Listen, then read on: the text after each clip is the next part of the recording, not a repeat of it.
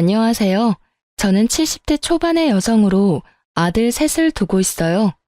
아들 셋을 모두 출가시켰으니 며느리도 셋이죠. 저는 젊은 시절 남편을 잃고 혼자 힘으로 아들 셋을 키웠어요. 처음에는 먹고 사는 일에 바빴죠. 먹을 거 안 먹고 입을 거 안 입고 그렇게 해서 종잣돈 모인 걸로 여기저기 투자를 좀 했죠. 제가 물건을 잘 판단해서 그런지 운이 좋았는지 투자하는 데마다 일이 잘 풀렸어요. 그러다 보니 지금은 꽤 많은 부동산과 현금을 가지고 있죠. 같은 환경에서 키웠지만 아들들은 지금 형편이 모두 다르답니다. 우선 첫째네는 아들이 아주 큰 회사는 아니지만 박봉은 아니어서 형편이 그럭저럭한 상태였어요. 그리고 둘째네 형편이 셋 중에 가장 어렵다고 할 수 있겠네요.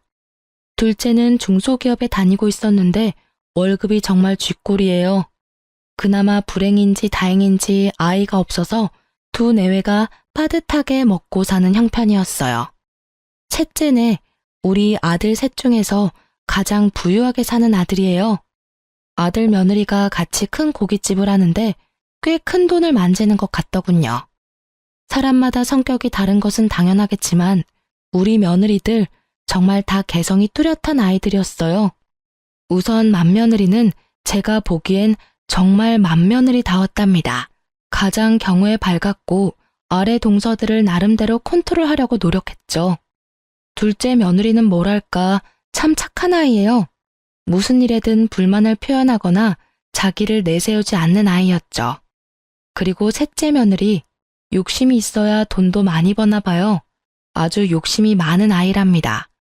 참, 우리 집안에 대해서 먼저 말씀드리자면 대대로 왜 이렇게 아들만 많은지 알다가도 모를 일이었어요. 저도 아들만 셋을 두었고 죽은 남편도 5 형제 중 둘째였거든요. 다른 친척들네 집도 마찬가지였어요. 이렇게 남자만 가득한 집안인지라 손주를 볼 시기만 되면 다들 딸이기를 바랬죠.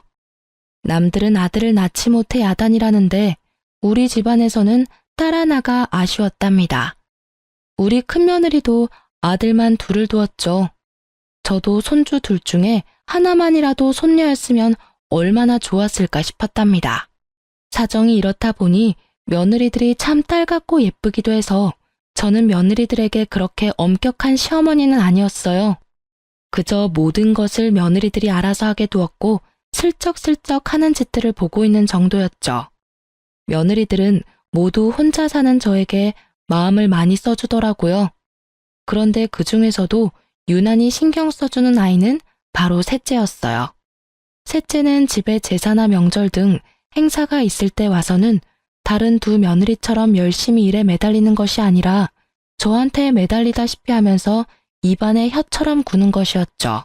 어머니, 이거 옆에 두고 하루에 하나씩 꼭 드세요. 이거 친정에서 보내주신 건데요. 어머니 연세 되시는 분들한테 아주 좋은 거래요. 여기서는 못 구하고 미국에서나 구할 수 있는 좋은 영양제예요. 셋째 며느리의 친정은 미국 일찍이 이민을 가서 장사를 시작했고 지금은 부유하게 사는 편이었죠. 그렇게 달라붙는 아이를 단호하게 내치기도 못하니 좋은 말로 타일렀죠. 아니다. 지금 네 동서들은 지금 나가서 일하느라고 정신이 없지 않니? 너도 나가서 동서들 좀 도와라. 조상들에게 차례를 지내는 것은 후손들의 정성이 깃들어야 하는 거야. 너도 분명히 우리 식구니 나가서 정성을 좀 보태거라. 그런데 셋째 며느리는 일손을 보태는 대신 행사가 있을 때마다 두툼한 돈봉투를 가지고 왔어요. 사돈댁에서도 부담스러울 정도로 저를 위한 선물을 많이 보내왔답니다. 며느리들의 성격이 저마다 다른 것처럼 아들들의 성격도 참 많이 달랐어요.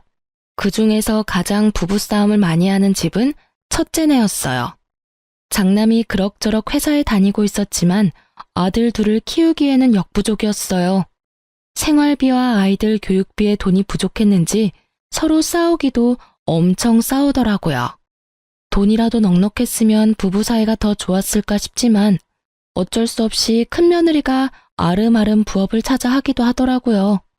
그러면서도 이 아이들은 저에게 경제적으로 기대거나 도움을 바라지는 않았어요.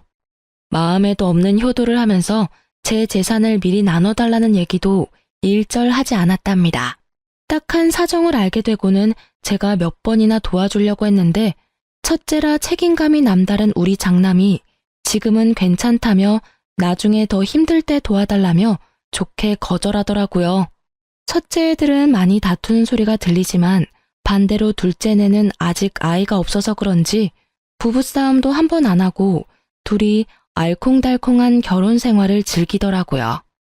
둘째 며느리는 성격도 착하고 저에게도 참 살갑게 다가와줬죠.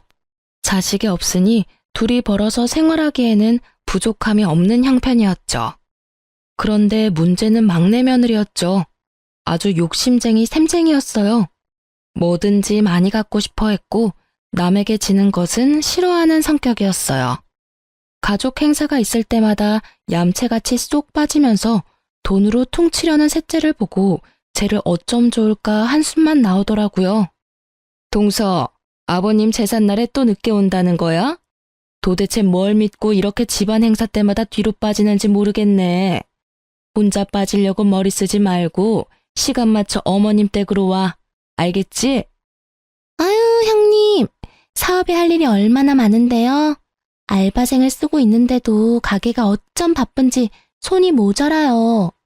형님 죄송하지만요. 제가 제사에 들어가는 비용은 다 댈게요. 그러니까 저 좀 빼주세요. 네?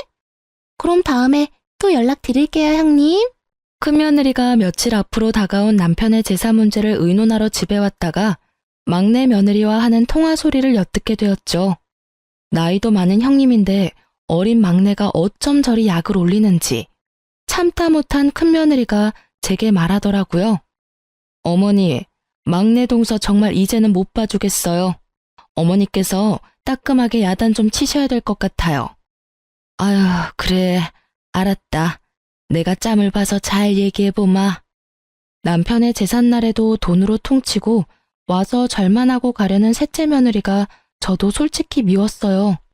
그래서 제가 직접 막내 며느리에게 전화를 걸었지만 다급한 목소리로 너무 바빠서 전화통화가 힘들다며 얼른 끊더군요. 형님, 여기 있던 김치통들 못 보셨어요? 분명히 여기 놔뒀는데 감쪽같이 없어졌어요. 아니, 김치통에 발이 달린 것도 아니고 이게 도대체 어떻게 된 거야? 그러고 나서 둘째 며느리가 근처에서 돈봉투 하나를 발견했다죠. 짧은 쪽지와 함께 놓여있는 돈봉투였어요. 꽤 많은 액수의 돈이 들어있었고 이 돈으로 사람을 사서 김장을 다시 하라는 셋째 며느리의 또 다른 얌체짓이었죠. 작년에도 똑같은 일이 있었죠. 막내 며느리가 우리 집 김장김치가 식당에서도 인기가 많아서 김치 맛에 손님을 끄는 것도 있다며 홀라당 전부 가져가 버린 것이었죠. 작년에 이어 이런 일이 또 벌어지자 며느리들도 저도 화가 많이 났어요. 드디어 큰며느리가 당장 시댁에 안 오면 가게로 찾아가서 큰 소리 낼지도 모른다고 말하며 막내를 집으로 불러들이는 데 성공했어요. 그리고 막내를 야단치더군요. 이봐, 동서. 집안에서 벌어지는 행사는 돈으로 하는 게 아니라 사람이 하는 거야. 동서는 왜 사사건건 돈이면 뭐든지 다 된다고 생각하는 거지? 김장 담그느라 우리가 얼마나 고생했는데 그걸 홀라당 가져가 버리고. 돈봉투 말도 안 하고 숨겨놓으면 우리가 좋아할 줄 알았어? 남들이 정성 들여 담근 걸 동서가 무슨 권리로 가져가? 입이 있으면 말이라도 해봐. 막내면 더 사근사근 애살 있게 도와줘도 모자랄 판에 형님들이 고생하고 있는 거 뻔히 보이면서 입 꾹 닫고 모른 척 한다는 게 말이 돼? 아유, 형님. 화난 이유는 알겠는데 사람 사서 김장해봤는데 여기 이 집에서 담근 맛이 안 나잖아요. 식당에 김치 때문에 오는 손님들도 많거든요. 그러니까 제 사정 좀 봐주세요. 네? 옆에서 듣던 저도 기가 다 막히더라고요. 정말 그냥 넘어가기가 힘들었어요. 예, 셋째야. 김장 같이 담그는 거 한 해 두 해 된 일도 아니고 그 김치 맛을 원하면 네가 직접 와서 배울 생각을 해야지. 우리가 식구들은 많지만 다 모일 시간이 그렇게 많지 않잖니. 다 같이 모여서 사는 얘기도 하고 천천히 김치도 담그자는 얘기다. 그런데 막내만 보란 듯이 툭 빠지면 시작하기도 전에 사기가 떨어지지 않니? 네 형님 말 잘 새겨 듣고 다음부턴 김장도 직접 와서 배우고 가거라. 알겠니? 셋째는 이런 제 말에도 비용은 얼마든지 넉넉하게 될 테니 식당에서 쓸 김치까지 우리더러 담가달라는 것이었죠. 그러고는 한다는 이야기가 사람을 움직이는 것은 결국 돈이라나요? 제가 세상 일이 그렇게 돈으로만 굴러가지 않는다고 그 생각을 버리지 않으면 언젠가 발등을 찌를 수 있다고 타일렀어요. 둘째도 셋째를 야단치면서 앞으로 이런 짓을 또 한다면 동서들 사이에서 따돌림을 당할 것이라고 경고했죠. 그랬더니 셋째가 코웃음을 치더군요. 그런데 이런 며느리들끼리의 다툼이 아들들에게도 말거리가 되었나 봐요. 우리 집 사람하고 근재수 씨는 제사다 차례다 해서 그때마다 며칠씩 고생을 하는데 왜 막내 재수 씨는 그때마다 안 보이니? 똑같은 며느리인데 왜 두 사람은 죽어라 고생하고 한 사람은 보이지도 않느냔 말이다. 오죽하면 이런 말이 내 귀에까지 들어오더라. 돈 봉투 놓고 사라지거나 엄마 옆에나 딱 붙어서 아부하는 거 이제 하지 말라고. 네가 재수 씨한테 잘 말해. 그러게 말이다. 너희 지난번 설에도 집에 돈만 보내고 둘이 스키장 간 거 내가 다 안다. 우리가 비록 너처럼 많이 벌지는 못해도 집안 행사 때 쓸 돈은 낼 수 있어. 그 돈 없어서 집안 행사 못 치르지 않는다. 돈만 보내는 게 얼마나 예의 없는 짓인데 재수 씨 때문에 우리 기분이 어떻겠냐? 우리도 빠지고 싶고 놀고 싶지만 집안 행사니까 참고 하는 거야. 막내야, 어린 건 알겠지만 너도 한 집안의 가장이니까 네가 먼저 솔선수범하고 책임감 있게 행동해야 돼. 그래야 재수 씨도 보고 배우지. 아니, 제 와이프가 뭘 그리 잘못했다고 다들 왕따를 시켜요? 그렇게 그런 게 억울하면 형들도 돈 버세요. 돈 벌어서 힘들지 않게 살면 되는 거죠. 그냥 일 안 하는 것도 아니고 충분히 행사 비용 될 만한 돈은 내놓고 빠지는 거잖아요. 저희도 억울한 부분이 분명 있다고요. 각자의 사정이 있는 거잖아요. 고깃집으로 장사 잘 되는 게 얼마나 힘든 건지 아세요, 다들? 하루라도 장사 안 하면 주변 상권에 밀리기 일쑤라고요. 물 들어올 때 노져야 되는데 지금이 물 들어올 때라 절대 빠질 수 없어요. 저흰 형님들과는 다르게 하루하루가 바쁘다고요. 위에 아들 둘도 셋째 아들의 이런 말에 어이가 없는 모양이더군요.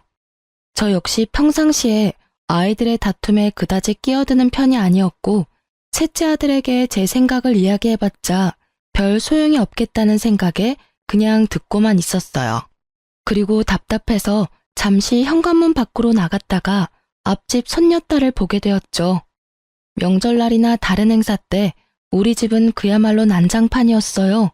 어릴 땐 뛰어다니느라 아랫집에서 시끄럽다고 찾아온 적도 여러 번이었고 이젠 머리가 좀 컸다고 다들 의견 하나 굽히지 못하고 싸우는 모습을 보니 가슴이 답답하더라고요. 이런 형편에 얌전하고 고분고분 인사하는 앞집 손녀딸을 보니 진심으로 앞집이 부럽더군요. 제가 다시 집 안으로 들어와서 아들 셋의 약간 싸늘해진 분위기를 돌릴 겸 해서 지나가는 말로 한마디 했죠. 아이고, 그나저나 앞집 손녀딸을 보니 인형 같더라. 우리 집엔 어떻게 이렇게 시커먼 사내들만 있는지 모르겠다. 손녀딸 하나만 볼 수 있다면 더 이상 바랄 게 없을 텐데, 아휴. 갑자기 조용해지더라고요. 제가 가볍게 내뱉은 말이었지만 아들들에겐 가벼운 말이 아니었나 봐요. 며느리들이 모두 젊기에 아직 얼마든지 더 손주를 볼 수 있는 상황이었거든요. 제 가벼운 말을 가지고 아들 셋이 각자 안 사람들에게 무슨 소리를 했는지 돈 버는 재미에 아이 낳는 것도 미루고 있던 셋째가 드디어 아이를 가지려고 노력한다는 소식이 들렸어요. 일단 반가웠어요. 둘 다 젊으니 피임을 그만두고 나서 바로 아이가 생겼다더군요. 그런데 이상하게도 아들 둘을 낳고 한동안 아이가 없었던 첫째네까지 생뚱맞게 아이를 가졌다는 이야기가 들렸어요. 갑자기 손주복이 터지는구나 싶었지만 둘 다 아들일 것 같아서 마음이 불안하긴 했답니다. 그리고 이 와중에 혼자만 아이를 갖지 못한 둘째네가 마음에 걸렸죠. 둘째야, 아직 젊으니까 마음 조급하게 먹지 말아라. 갑자기 웬 손주들이 한꺼번에 둘이 생기려는지 모르겠구나. 네가 신경이 쓰일 것 같아 하는 말이야. 아니에요, 어머니. 그건 사람 힘으로 되는 일이 아니잖아요. 다 하늘이 점지해야 되는 일이죠. 저 아무렇지도 않아요. 걱정해 주셔서 감사해요. 그렇게 첫째와 셋째가 동시에 임신하자 둘째가 신경 쓰이면서도 기쁜 것은 어쩔 수 없었죠. 특히 돈 버는 일에만 신경을 쓰면서 아이 낳는 일을 피하고 있었던 막내네가 아이를 가졌다는 것이 정말 의외였어요. 식당이 한참 잘 되고 있었거든요. 막내의 성격으로 보아 쉽사리 그런 결정을 내릴 애가 아닌데 곰곰이 생각을 해보았어요. 첫째네는 이미 아이를 그만 낳을 것이라고 했었고 위에 아이 둘은 이미 초등학교 2, 3학년이었어요. 셋째가 너무 터울이 컸죠. 그런데 갑자기 이렇게 경쟁하듯이 아이가 생기니 어리둥절할 밖에요. 마음에 집히는 것이 있었죠. 제가 얼마 전에 아들들 앞에서 가볍게 내뱉은 말이 머릿속을 지나갔죠. 특히 돈 버는 일에 재미를 붙여서 집안 행사 때도 절만 하고 사라지는 셋째가 갑자기 바깥일을 줄이면서 아이를 가진 이유가 짐작이 되었어요. 제가 그저 지나가면서 한 말을 손녀딸을 낳아주면 가진 걸 다 주겠다는 말이거나 대부분의 재산을 주겠다는 말로 받아들인 것이 틀림없었죠. 그래도 설명이 안 되는 건 첫째네였어요. 평상시에 크게 욕심을 부리지 않은 아이들이었거든요. 그러나 견물생심이라고 평상시에 욕심을 부리지 않았지만 재산을 준다는 말에 욕심이 동했던 것이 틀림없었어요. 첫째는 특히 큰 며느리 너도 별 수 없구나 싶었답니다. 하지만 속으로만 짐작을 하고 아이들에게 내색을 하지는 않았어요. 재산 때문에 손녀를 낳아 효도를 하려는 자식들이 한심했지만 일단 임신 중인 아이들에게 나쁜 소리를 하고 싶지는 않았죠. 나중에 아이를 낳으면 한마디씩 해줄 생각이었어요. 그리고 저는 제가 살아있는 동안에 제 재산을 미리 증여해줄 생각은 없었답니다. 다 제가 죽고 나면 저희들에게 돌아갈 재산이었어요. 이렇게 제 머릿속이 이런저런 생각으로 복잡할 때 셋째가 이야기를 꺼냈답니다. 어머니, 저 미국에 가서 아이 낳아올게요. 친정이 미국에 계시니 저도 편안하고 어머니도 신경 덜 쓰시게 될 것 같아서요. 그리고 아이한테 미국 시민권 하나 만들어주는 거 큰 돈 들여서라도 해준다잖아요. 셋째 며느리의 말이 나름 일리가 있다고 생각되었어요. 곧 태어날 손주에게 도움이 되는 일이니 가서 낳고 오라고 했죠. 그렇게 며느리가 미국으로 떠났고 간지 10개월 만에 아이를 낳았다는 소식을 전했죠. 그렇게도 기다리고 기다리던 손녀딸이라고 하더라고요. 저는 정말 날아갈 듯이 기뻤답니다. 빨리 데리고 들어오라고 성화를 했죠.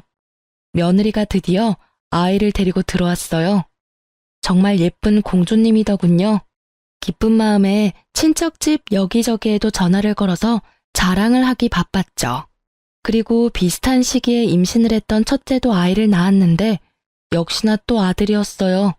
큰며느리도 이제 저처럼 아들만 셋인 세 형제의 엄마가 되었죠. 막내 며느리는 갓난 딸아이를 데리고 제 옆에 찰싹 붙어서 더 이상 돈 벌러 나갈 생각도 않더라고요. 그래도 이쁜 손녀 얼굴 보니까 용서가 되더라고요. 아이고 우리 공주님 누굴 닮아서 이렇게 예쁠꼬. 애비를 닮았나 애미를 닮았나 어디 자세히 좀 보자. 할머니 해봐라. 할머니. 그런데 제가 이렇게 말하는 순간 셋째 며느리의 얼굴 표정이 움찔거리는 걸 느꼈어요. 눈은 손녀를 향해 있었지만 곁눈질로 살펴보니 며느리 얼굴이 약간 창백해지더니 살짝 떨리는 손을 얼른 뒤로 감추더군요. 별일 아니라면 별일 아니었겠지만 뭔가 숨기는 걸 들킨 사람의 반응이었답니다. 내내 제 머릿속을 떠나지 않았고 곰곰이 돌이켜봤죠. 예전 막내가 매번 친정에서만 보살핌을 받길래 사돈께 고마워서 몇 번 전화를 했었거든요. 그런데 전화를 할 때마다 며느리는 집에 없다고 하더라고요. 순산을 위해 운동하러 나갔다는 것이었어요. 그리고 제 느낌인지는 모르지만 사돈댁에서는 제 전화를 받는 게 어딘가 불편한 것 같더라고요. 피하는 느낌도 들었지만 그때는 그저 사돈이라는 관계가 어려운 관계니 자주 통화하기 불편해서 그런가 보다 했었죠. 지금 생각하니 사돈의 그 불편하다는 기색도 도가 지나친 것 같았어요. 며칠을 이런저런 생각으로 끙끙 앓고 있다가 가만히만 있어서는 안 되겠다는 생각이 들더군요. 뭔가 이상하다는 생각이 머릿속을 떠나지 않았기에 경찰에 오래 계시다가 퇴임한 제 친정의 사촌 오라버니에게 믿을 만한 곳을 하나 소개받았죠.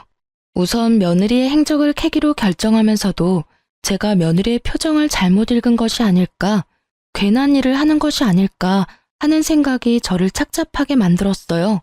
소개받은 곳에서는 우선 아이와 아들의 친자 검사를 의뢰하겠다고 하더군요. TV에서 본 것이지만 요즘은 머리카락, 하다못해 쓰던 칫솔이라도 가져다 주면 친자 관계 검사를 해준다는 것은 들어서 알고 있었어요. 그래서 며느리가 아이를 데리고 왔을 때 아이의 머리카락을 몰래 모아두었죠. 그리고 아들의 머리카락도 어렵게 모았답니다. 그렇게 해서 친자 검사가 진행되었고 결과는 충격적이었어요. 손녀가 우리 아들의 친자 관계가 아니라는 것이었죠. 우선 며느리의 불륜을 의심할 수밖에 없었답니다.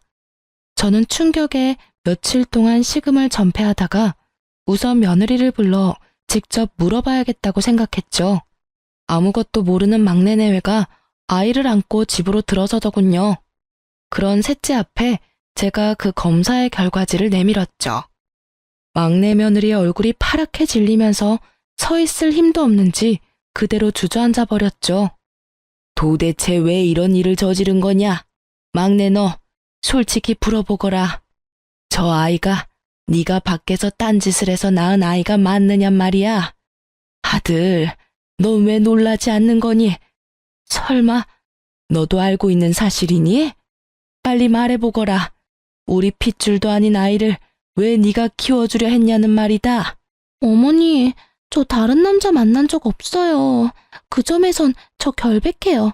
어머니, 그것만은 믿어주세요. 그러면서 털어놓는 며느리의 얘기를 듣고는 더욱 놀라고 말았어요.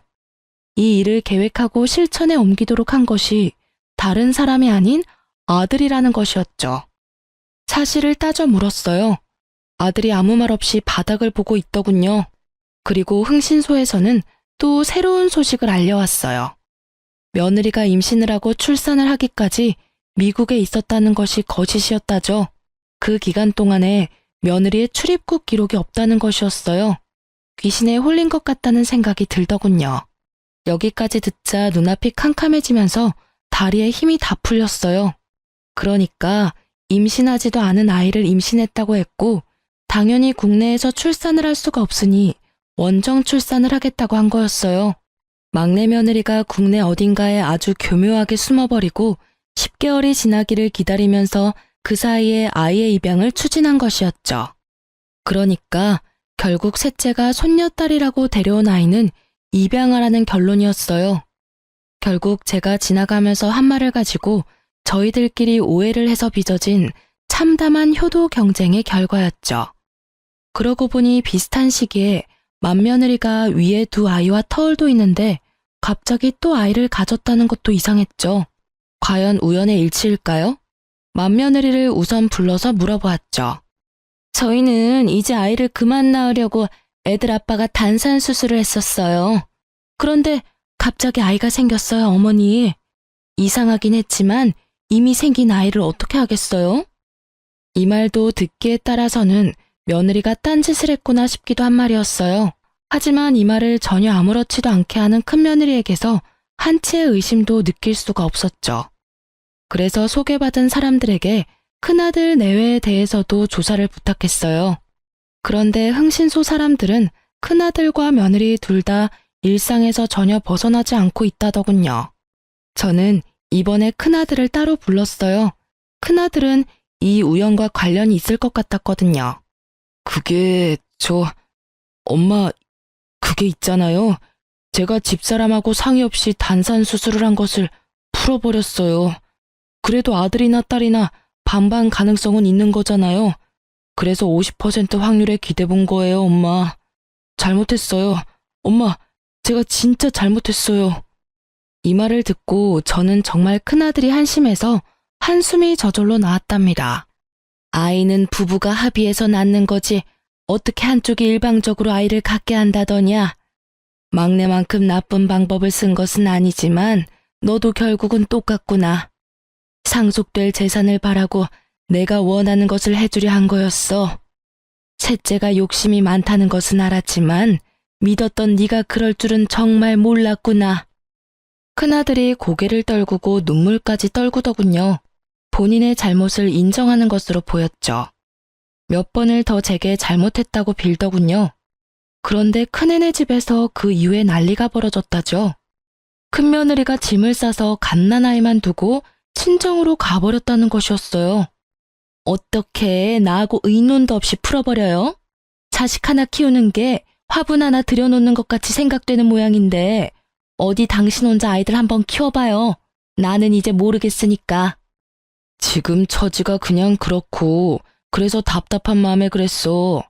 엄마한테도 말했지만 아들, 딸 확률은 반반이잖아. 그래서 그 확률에 좀 기대본 거였다고.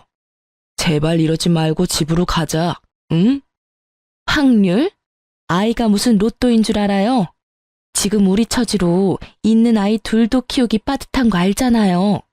가뜩이나 이제부터 돈이 많이 들어갈 시기인데 아이가 하나 더 생겼으니 당신이 알아서 해요.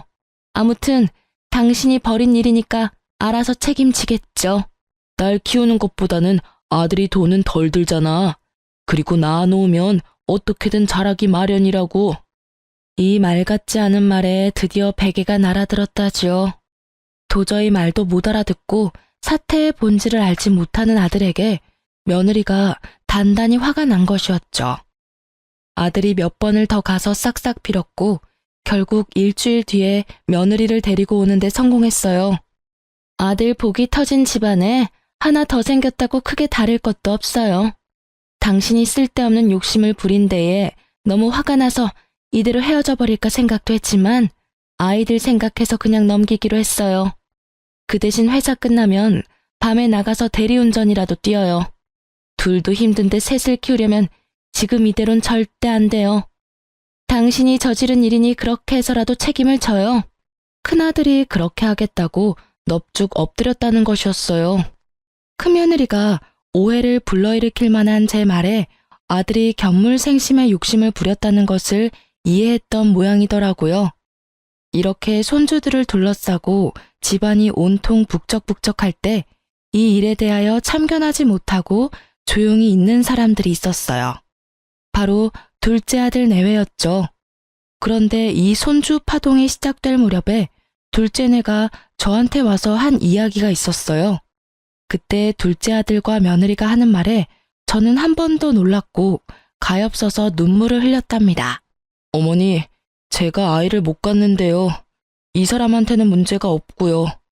그래서 저희가 입양을 하려고 해요. 집안에 하도 아들만 많으니 예쁜 딸을 입양하려고요. 그런 둘째 며느리의 손을 잡고 그저 아무 말도 할 수 없었죠. 제가 손을 가만히 잡아주자 둘째 며느리가 눈물을 보이더군요. 아들이 그런 며느리를 달랬고요. 저는 입양을 하겠다는 둘째네의 입장에 전적으로 찬성했어요. 사태의 내막을 알게 된 저는 막내 아들과 며느리에 대해서 화가 날 대로 났어요. 낳지도 않은 아이를 낳았다고 저를 속이고 사돈집까지 그 일에 모두 가담했다는 데에는 정말 참을 수가 없었죠. 저는 아이들 6을 모두 불러 모았어요. 우선 셋째, 내 말을 잘 들어라. 입양한 아이도 분명히 네 아이다. 입양을 갈 처지가 되었다면 그것은 이미 부모로부터 한번 버림받은 거야. 그 아이를 너희가 데려오지 않았다면 어쩌면 더 좋은 곳으로 가게 됐을지도 모른다. 그 책임은 분명히 너희들이 져라. 그 애를 잘 키우도록 해. 셋째네가 그런데 대답이 없더군요.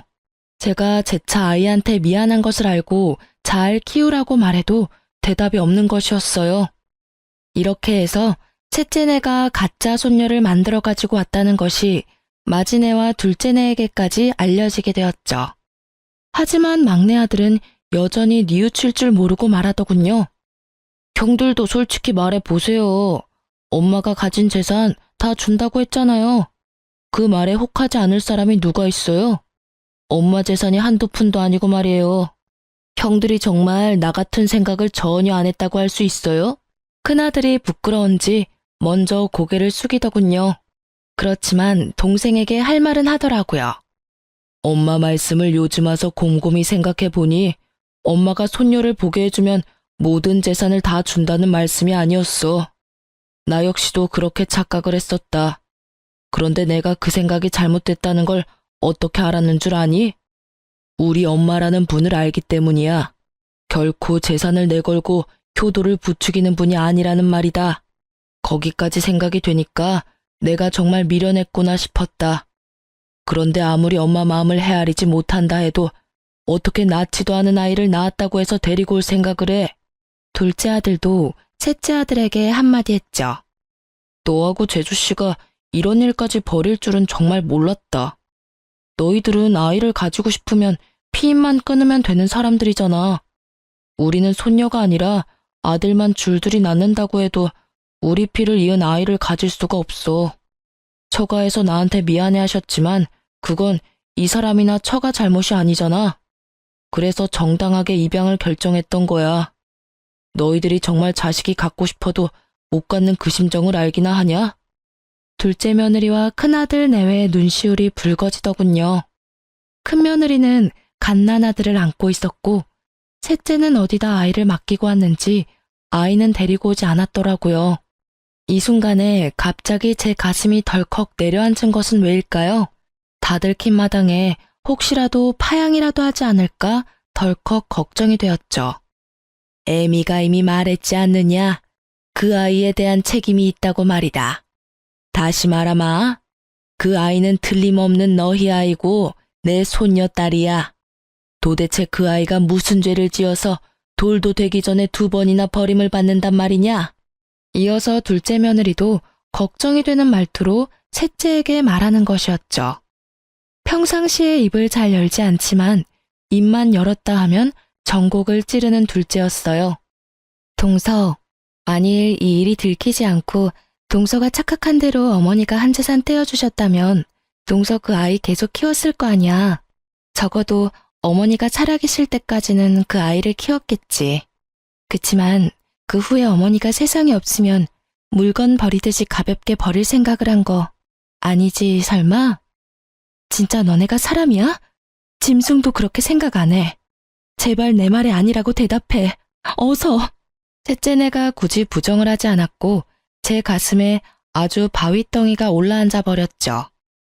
아이를 낳았다고 데려온 지 몇 달, 벌써 돌이 다 되어가고 있는 아이였어요. 아이는 이미 제 마음속에서 의심할 바 없이 제 손녀딸이었답니다. 저는 단호하게 셋째네에게 말했죠.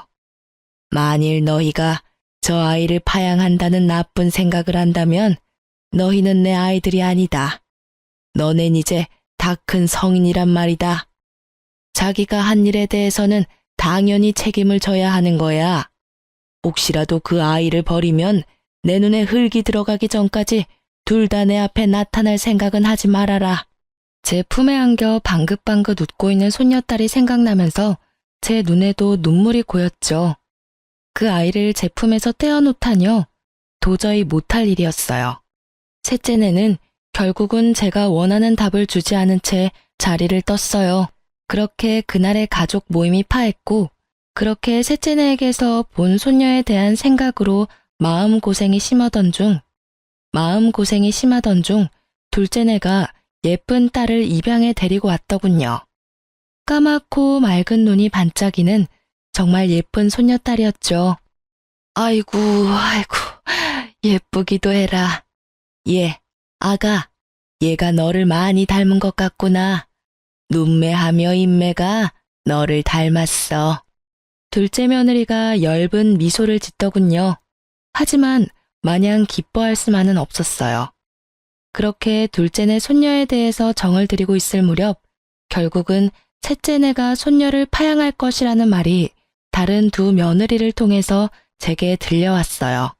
두 며느리가 설득도 해보고 야단도 쳐보았지만 셋째네가 말을 듣지 않았다죠. 마음에도 없던 아이, 그저 한 재산 차지해보겠다고 입양한 아이였죠. 그러니 쉽게 파양을 결정할 수 있었겠죠. 우선 아이가 가엾어 눈물이 났고 정이 든 손녀딸을 그렇게 보낼 수는 없었답니다. 그런데 어느 날 둘째 며느리가 저를 찾아와서 의외의 말을 하는 것이었죠. 어머니, 지금 많이 힘드시죠? 걱정 마세요. 어머니, 저희가 해결할 수 있을 것 같아요. 그게 무슨 소리냐? 내 말도 안 듣는 셋째네를 너희가 어떻게 해결을 하겠다는 거냐? 둘째 며느리의 트레이드마크인 엷은 미소가 또 얼굴에 번지더군요. 그리고 며칠 후에 저에게 다시 찾아와서 막내 동서와 이야기가 잘 됐다며 상황을 설명하더라고요. 어머니, 그 아이 저희가 입양할게요. 어느 집이나 거의 아이 둘씩은 키우잖아요. 저희가 형편이 빠듯하긴 하지만 애아빠가 투잡을 뛰어서라도 아이들은 키워내겠다고 했어요. 이미 우리 집안 딸인데 어디 딴 데로 보낼 수는 없잖아요. 그리고 우리 아이도 외롭게 혼자 자라는 것보다는 같이 자라는 게 더 좋을 것 같아요. 동서가 쉽게 동의했어요, 어머니. 이 이야기를 듣고 저는 저도 모르게 둘째의 손을 따뜻하게 잡았어요. 밥이 입에 넘어가지 않았던 저는 정말 둘째의 따뜻한 마음 씀씀이가 기특하기 이를 데 없었답니다. 그러나 저는 둘째가 그 아이를 새로 입양하기보다는 여전히 셋째네가 그 아이를 버리지 않기를 더 바랬어요. 하지만 셋째네는 제 기대를 저버리고 말았죠. 네가 결국 못할 짓을 하는구나. 나는 너같이 비인간적인 아들을 낳은 적이 없어. 어릴 때 비록 어렵게 키우면서도 그렇게 가르친 적도 없고. 그건 자기 자식을 버리는 거하고 똑같은 거야. 그걸 도대체 모르겠다는 거냐? 지금 그 갓난쟁이를 바라보는 셋째 며느리의 눈빛은 어디 남의 집 아이를 잠시 데려와서 돌봐주는 것 같았어요. 혹시나 한 번 더 버려질까봐 급한 마음에 일단 제가 데려와서 돌보았고 곧 둘째네가 아이를 데리러 왔어요. 아이를 받아 조심스럽게 품에 안는데 둘째의 따스한 마음이 느껴졌답니다. 두 손녀딸을 나란히 뉘어놓고 바라보았죠. 하마터면 버려질 뻔했던 셋째네 아이가 다시 우리 집 아이가 된 것이 너무나 다행이었고 둘째네에 대한 고마움에 마음이 울컥하더군요. 너무나 기가 막히게도 아이를 낳을 수 없는 둘째에게 갑자기 아이가 둘씩이나 생긴 거였어요. 그것도 우리 집안에서 눈 씻고 찾아볼 애도 없는 예쁜 딸이 말이에요. 저는 경고한 대로 정말 셋째네를 집안에 들이지 않았어요. 막내가 철없이 저한테 전화를 해서 따지더군요. 엄마, 아이를 입양했다가 파양하는 것은 부모의 자유잖아요. 그것 때문에 우리한테 문도 열어주시지 않는 건 엄마가 너무 하시는 거예요. 자유? 자유라고? 피치 못할 이유로 파양을 하는 경우도 물론 있을 수 있지. 하지만 너희들은 적어도 입양을 할 때부터 그 이유가 순수하지 않았다. 그저 내가 가진 재산을 물려받을 도구로 그 아이를 선택했던 거 아니냐? 그리고 파양을 하려는 이유도 피치 못한 게 아니야. 이런 것도 너희들은 자유라고 하는 거냐? 그건 자유가 아니라 한 아이의 인생을 마구 쥐고 흔드는 짐승 같은 짓이라고 하는 거야. 결국 서류까지 다 정리가 되어서 아이가 정식으로 둘째네 아이가 되었답니다. 고맙다. 네가 우리 집안의 소원을 풀어주었구나.